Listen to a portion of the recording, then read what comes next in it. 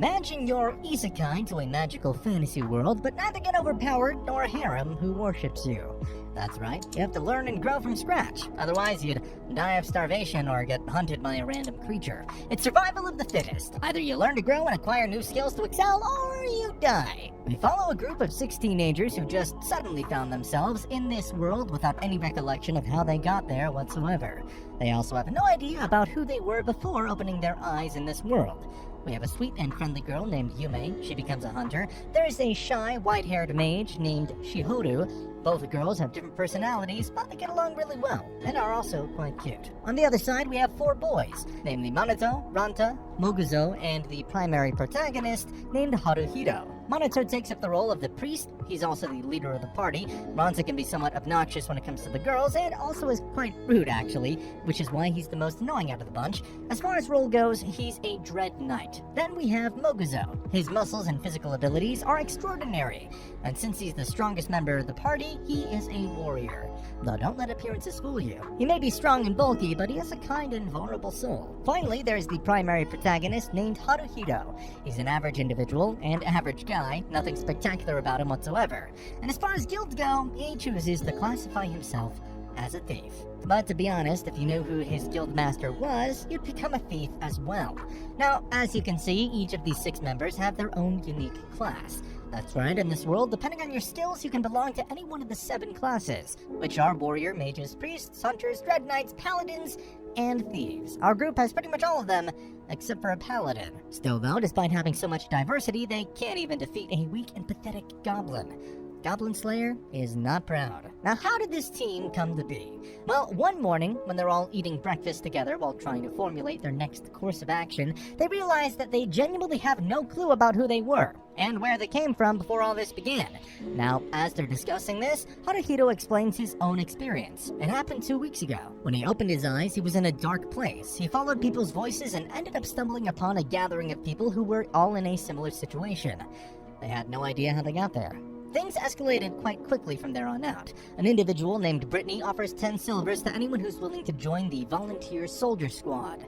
You'll have to join in groups though. He also explained that it's not a matter of choice because unless they join the squad, they'll just die sooner or later. A charismatic individual named Renji was the only one bold enough to argue with Brittany. He forms a party with the strongest individuals on the scene and they become a part of the volunteer soldier squad. Unfortunately, none of our main characters make it any strong party. They're leftovers and so they form a party of their own. And of course, they're also registered as trainers of the volunteer soldier squads. On Monato's suggestion, they all start first by discussing and then joining their respective class guilds to get some experience. It's here that Haruhiro gets an entire week's worth of training from a sadistic, yet alluring woman named Barbara. She's the master of the Thieves Guild. She may be ruthless, but trust me guys, you'd want her to teach you. Everyone reunites after a week and talks about their respective experiences. Ranta makes things awkward by insensitively commenting about Shihiro's wonderful figure, and so he gets reprimanded by Yume. Okay, so after reassembling, they go after goblins. And as described before, it's all too much for them. Then it's the 13th night and they have yet to still earn a single penny aside from what they got at the beginning. That night, Haruhiro and Minato sat together and talked while everyone else was asleep. Their conversation is mostly about the local tavern and their respective training experience, but as it's going on, Haruhiro notices the red crescent in the sky. And it's not much, but in that moment, he could have sworn that from where he came, the moon was not red. Anyway, the story picks up from the 14th day, and the party once again tries their hand at a random goblin. It was just one, but like before, the goblin proved to be a worthy adversary. Haruhiro lands a critical hit while trying to fend for himself, and Moguzo seemingly lands a death blow. But just when they thought that they had it in the bag, it attacks Ranta. This infuriates Ranta. He picks up the weapon and repeatedly stabs the goblin until it's an undefinable fact that the goblin is dead. Now, it should have been a moment of victory and celebration, but everyone is horrified now that they've finally taken a life. It isn't easy out there, is it? They trade in the stuff they acquired from the goblin and earn 130 copper coins. The party decides to spend the rest of the day in leisure, and so they travel around in the local market to do some shopping. When they reunite, everyone watches a beautiful sunset together. They all share a genuine bond, but then, unfortunately, after the boys are done with their bath and off to sleep, Ranta tries to sneak a peep on the girls bathing. The others try to stop him, but things just go wrong, and as always, plot escalates. Later on, the other 3 boys apologize for what happened, but Ranta continues being a pain in the butt, and so Yume bestows a massive slap upon his face. Now, this anime is serious at what it does, and because of the peeping, things have become awkward between the girls and the boys. Furthermore, they are barely scraping by, spending their days in the rain, left with no choice but to wash and wear the same clothes every day, and still not getting much to eat. Things are not looking good. But then, they try their luck in some empty ruins, and end up killing a sleeping goblin. This gets them 4 silver coins, but things start getting better from there on out. By practicing tactics, they manage to kill plenty of goblins, and not only buy food and clothes, but also upgrade their weapons. Haruhiro is delighted to wear new underwear, which just goes to show how hard it is out there in the real world. Later that night, Yume and Chihiro have a conversation where she encourages her to talk to the boys. It'll just be fine. When in the boys' room, Haruhiro appreciates Monoto's leadership skills and is grateful to have him as a friend. It is now the 23rd day since they came to Grimgar. Next morning, Monoto engages in some much-needed small talk with Shihoru, where he emotionally supports her in feeding the doves and even catches her from tripping when she loses balance. Later, they all go back to the same ruins to hunt, and hunt some more. It's all going well in the beginning, and Monoto even mentions how they've grown as a team, but after a short little break, they come across goblins much more skilled and powerful than the ones they had dealt with before. Haruhiro is hit with arrows twice. He's in critical condition, though thanks to Monoto's healing skills, he recovers. However, the situation was too much for them, so he tells everyone to retreat. Unfortunately, as they were running away, he's hit by an arrow from behind.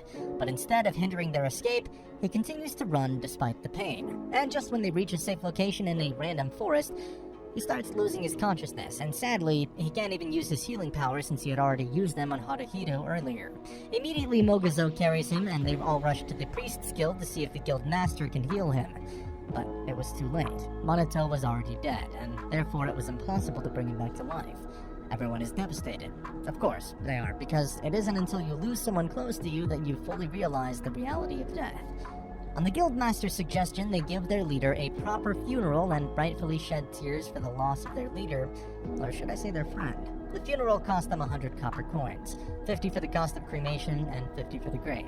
Emotions escalate. Ronta first says he has already moved on from their leader's death, but after another much-deserved slap, he comes back to his senses, and then later when the 3 boys are drinking in the tavern, Ronta starts blaming Haruhiro for Monoto's death. This kickstarts a heavy emotional argument, which is then stopped by Moguzo. And that's when a casual man named Kikawa interrupts them to talk about how goblins instinctively go after priests since they understand that a party cannot survive without the priest. Following this, Kikawa introduces them to a beautiful priest named Mary. They recruit her, but unlike Monoto, she isn't the type who can easily get along with others. Simply put, she's like the Ice Queen you often see in romantic comedy anime.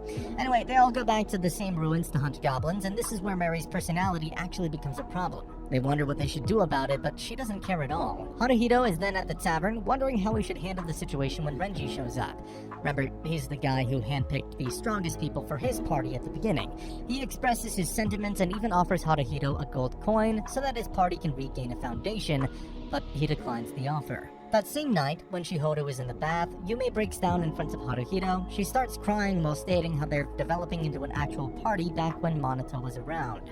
Haruhiro hugs and comforts her, but when Shihoru looks through the window, she could only see a certain angle, and so she deduces that something inappropriate was going on. Fortunately, they clear up the misunderstanding sooner rather than later, but it does make Ronta jealous when he first hears about it. The 2 OG girls then try to talk some sense into the boys about how they should make Mary feel more welcome. But as expected, relationships like that aren't built in a day. Once again, they head off into the ruins to kill goblins. They succeed in killing 3, but also suffer heavy wounds. Mary heals Moguzo, but refuses to do the same for Ronta's bruise, which is understandable, I guess. But when Haruhiro tries to clear the air, Mary shuts his words down. As time passes by, their party's chemistry becomes more and more disproportionate, though when they see Mary talk to the leader of Team Orion in the tavern, their curiosity is piqued. What is going on with this girl? Though as for Haruhiro, he enters the rabbit hole as he starts doubting himself and his capabilities, but just then he has a vision, where Monoto tells him not to doubt himself. And so the next day they go shopping, where Moguzo gets a helmet, but when it's time for a meal, Mary refuses to eat with everyone else. Okay, this is making things too awkward. Later, they consult a member of Team Orion. He explains that Mary used to heal every little thing back when she first started, but unfortunately this wasn't in the group's best interest because one time when they were fighting a tenacious creature in the Crayon mine, They truly needed her help, but her magic was already depleted, and so 3 of her genuine friends, who would have otherwise been saved, ended up dying in her arms.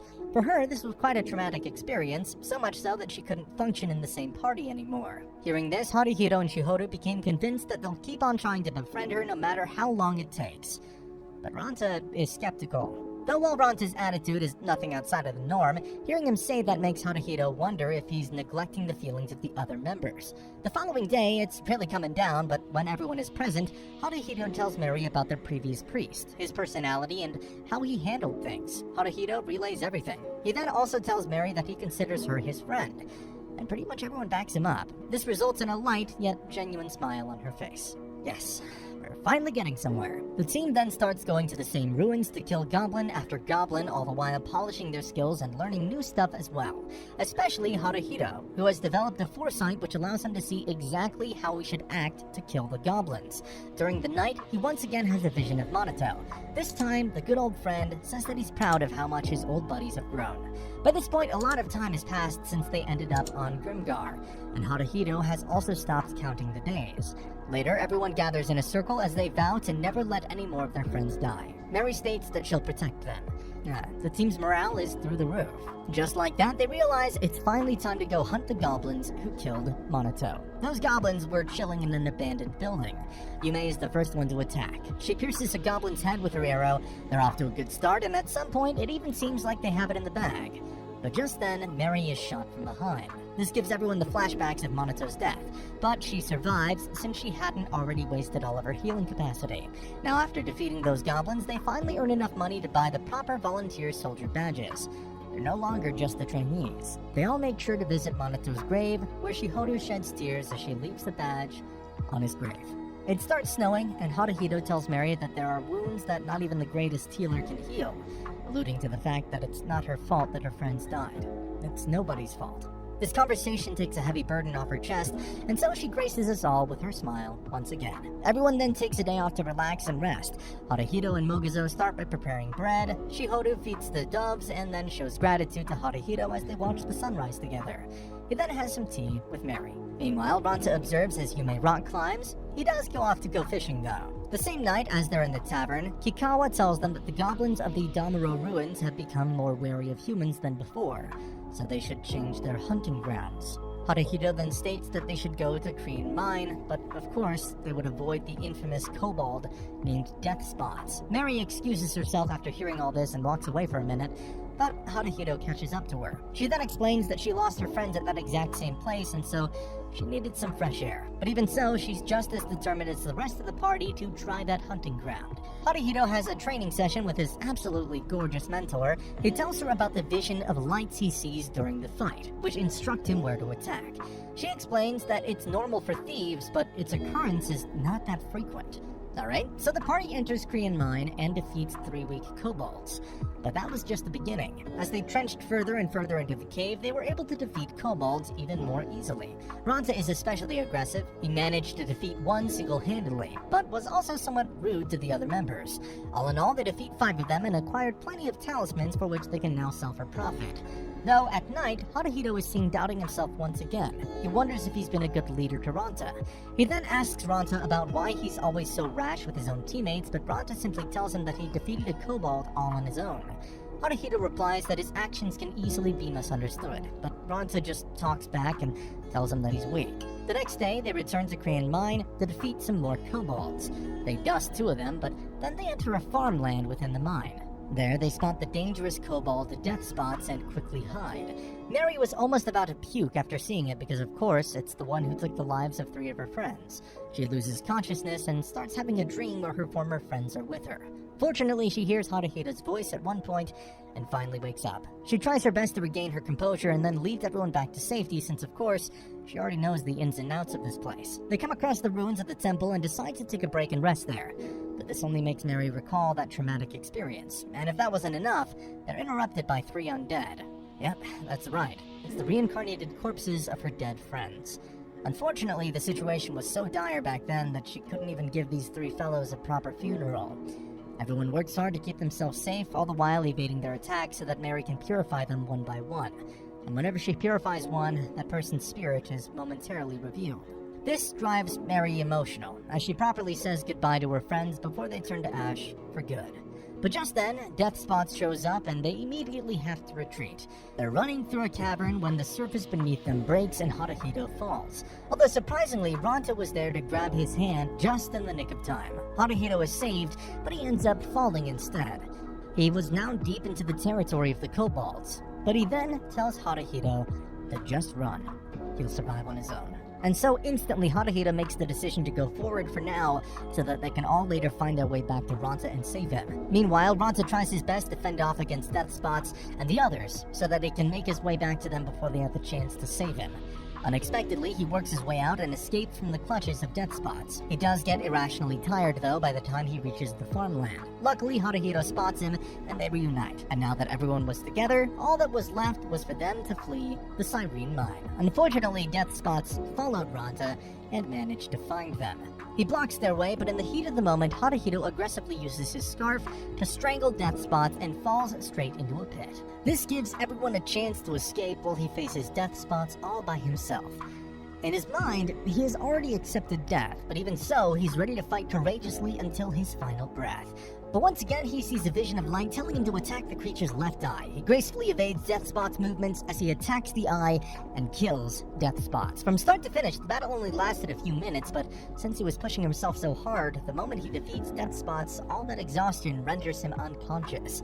When he wakes up, he wonders if he's in heaven because there's an angel sitting beside him, but it's just Mary. He has fully healed, though. The two of them then walk outside where the other party members are delighted to see that their leader is still fine and kicking. Not only that, Ronta happily throws a bag full of gold and silver coins at him. For defeating Death Spots, they earned 30 gold coins. Remember, 1 gold coin is 100 silver coins, and 1 silver coin is 100 copper coins. That's right, our boys and girls finally made it big. When he goes to the tavern, Renji apologizes to him for how he offered a gold coin when their friend died. And then Haruhiro goes back to visit Monato's grave. There he once again sees a vision of Monato where his old friend tells him that he has truly grown as a leader. Haruhiro then returns back to his friends with an expression full of life. Every single one of them has experienced tremendous physical and mental growth, but their story has still only just begun. That's all, folks, and that's the end of the video. As always, if you liked what you saw, subscribe to the channel. I'll be uploading a lot of videos just like this, so I'll see you at the next one.